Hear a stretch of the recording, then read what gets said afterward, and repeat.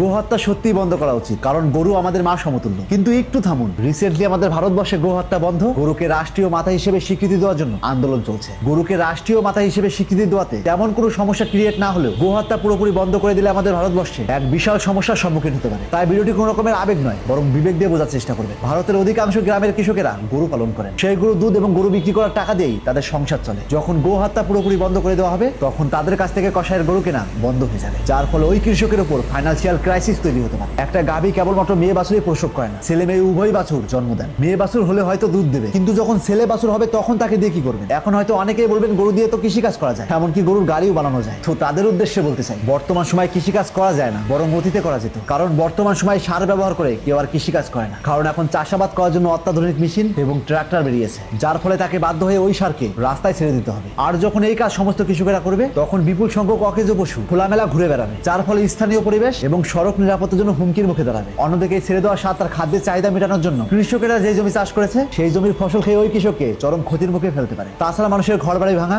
রাস্তায় যেখানে সেখানে শুয়ে থেকে অ্যাক্সিডেন্টের মতো মারাত্মক দুর্ঘটনাও ঘটাতে পারে। এছাড়াও মৃত পশুর ঠিকঠাক সৎকার না হলে রোগ ব্যাধি ছড়ানো কিংবা পরিবেশের দূষণ ঘটাতে পারে। গরু সাধারণত 20 থেকে 25 বছর বাঁচে, কিন্তু দুধ দেয় 10 থেকে 12 বছর পর্যন্ত। বাকি সময়টা পশুকে খাওয়ানো এবং তার চিকিৎসার খরচ বহন করা অত্যন্ত ব্যয়বহুল, এবং সরকারি গোশালাতেও জায়গার অভাব এবং সঠিক ব্যবস্থাপনার অভাবে পশুদের কষ্ট পাওয়ার সম্ভাবনা থাকে। তার মানে গোহত্যা বন্ধ করার মাধ্যমে ইনডাইরেক্টলি সেই গরুকে কষ্ট দেওয়া হবে এবং কৃষকদের খরচ বাড়িয়ে দেওয়া হবে। আমাদের দেশের অনেক কসাইখানাকে কেন্দ্র করে প্রচুর মানুষের জীবিকা নির্বাহ করে। হঠাৎ করেই যদি গোহত্যা বন্ধ করে দেওয়া হয়, তবে মাংস কাটার কর্মী, মাংস প্রক্রিয়া করা কেন্দ্র এবং পরিবহন ব্যবস্থার সঙ্গে যুক্ত বিশাল সংখ্যক মানুষ তার জীবিকা হারাবে। এই যে আমরা যে সমস্ত লেদারের সোয়েটার বা জিনিসপত্র ব্যবহার করছি, তার কাঁচামাল গরুর চামড়া চাহিদা অনেকটাই আমাদের দেশ পূরণ করে। কিন্তু গোহত্যা যখন পুরোপুরি বন্ধ করে দেওয়া হবে, তখন বাধ্য হয়ে অন্য দেশ থেকে চামড়া আমদানি করতে হবে। এতে যেমন দেশের অর্থনীতির ঘাটতি, ঠিক তেমনই ইনডাইরেক্টলি অন্য দেশ থেকে চামড়া আনার ফলে গোহত্যাকে সমর্থন করেই যাবে, কারণ ওই চামড়াগুলো গোহত্যা করেই আমাদের দেশে রপ্তানি করবে। আর সবচেয়ে বড় সমস্যা যেটা হবে, হিন্দু মুসলিমদের মধ্যে বিশাল দ্বন্দ্ব তৈরি হবে, যেখানে গোহত্যা রক্ষা করার চাইতে মানুষ রক্ষা করাই কঠিন হয়ে পড়বে। কারণ যখন কারো অধিকার কেড়ে নেওয়া হয়, তখন সেই ব্যক্তি ক্ষুব্ধ হয়ে উঠবে, সে হোক আপনি